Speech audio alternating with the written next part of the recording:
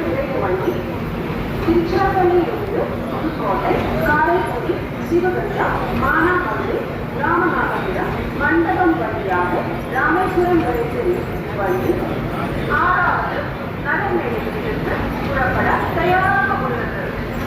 यात्रियों कृपया ध्यान दें, गाड़ी संख्या 1-6-8-4-9 तिरुचिरापल्ली से पुदुकोट्टई, काரைக்குடி, शिवगंगा प्लेटफॉर्म क्रमांक 6 से रवाना हो तिरुचिरापल्ली to रामेश्वरम via पुदुकोट्टई, काரைக்குடி, शिवगंगा, मानामதுரை, ராமநாதபுரம், மண்டபம்.